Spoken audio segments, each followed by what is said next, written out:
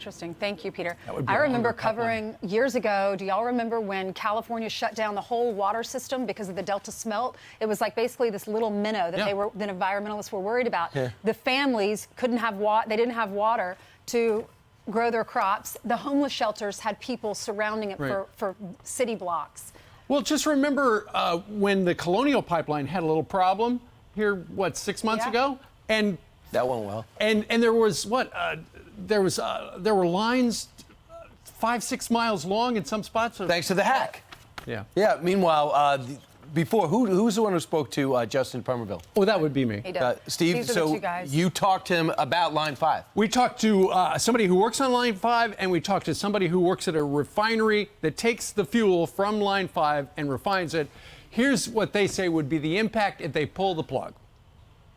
It's going to impact the workers in northern Michigan. There's compressor stations all along this line that help push the gas and the oil through the line, and I represent the northern 29.5 counties of the Lower Peninsula of Michigan. So we typically work a couple 100,000 man-hours a year on this line. I can't imagine that the administration would want to lose good-paying union jobs, hurt people on a precarious income because the price of fuel goes up, the price of everything goes up, including heating your home, and make us competitively disadvantaged to the rest of the world, especially here in the Midwest.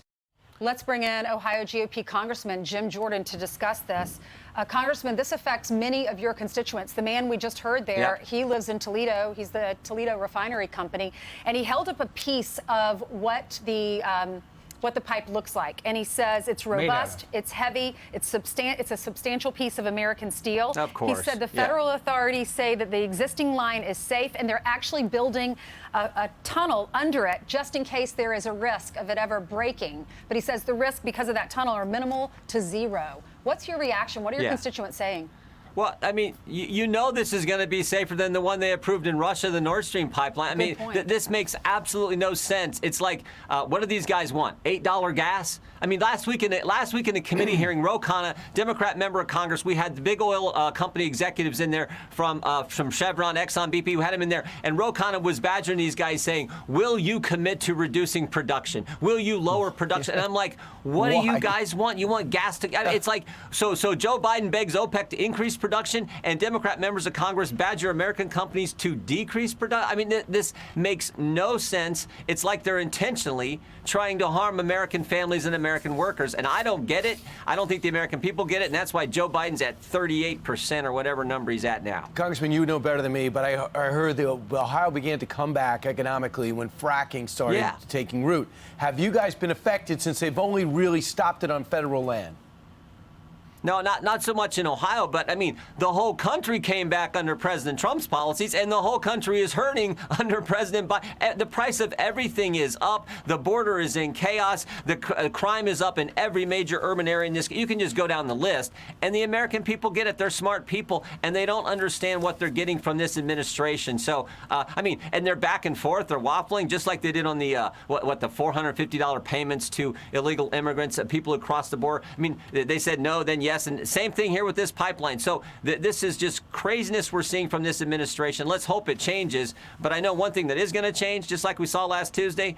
Next 1 year from now, I think the Republicans are going to be in charge of the Congress. You know what? And you're probably right, given the fact that everything costs so much more. Pete Buttigieg was at the White House yesterday, and he said the reason everything costs so much is because the demand of people buying stuff online. It suggested that was the supply chain problem because of deliveries. He said, go to a store. But, Congressman, you know, when you go to the store, you go to the gas station, gas is up close to 43%. You can't buy a used car. You can't find a used car. Bacon, we just heard from Pancake Pete. Bacon's up, beef's up, eggs are up. Here in New York City, our famous $1 slice of pizza is $1.50. Yeah. No. I mean, the Democrats' overall economic plan is as dumb as it can get. It's lock down the economy, spend like crazy, pay people not to work, and then for everyone who has been working, oh, we're getting ready to raise your taxes in this next crazy bill they got coming. And then they say to the people who transport all the goods, if you don't get the shot, you're not going to be able to have a job, even though they drive by themselves in a truck all day long. So this is how stupid their economic plan is. And again, the American people get it. I just wish someone in the Biden administration would wake up and actually just start doing some common sense things, but I don't think they're going to. I think this is intentional, this is deliberate, and it's just flat out wrong. They think they know better than us. They want to force us to get, all these green energy cars and have wind turbines in our backyard. But are they listening to the people? When we interview every single day, we interview people whose jobs are at risk from these pipelines, or restaurant owners who say we can't stay open any longer. This is our source of income and everything's expensive. We interviewed one lady who owns a Mexican restaurant. Listen to what she said. We are buying maybe every 2 to 3 days just what we need, so we don't stock up on anything. We're just really pinching pennies and running around a lot trying to get products that we really need. Us mom and pop shops would really, really work hard, and this is our dream. And we will not be able to compete with bigger corporations. So then all of the small businesses might not survive it. And that's what this country is based on, is people like us. And now they want to spend more money on this social spending bill, trillions of dollars that we don't have.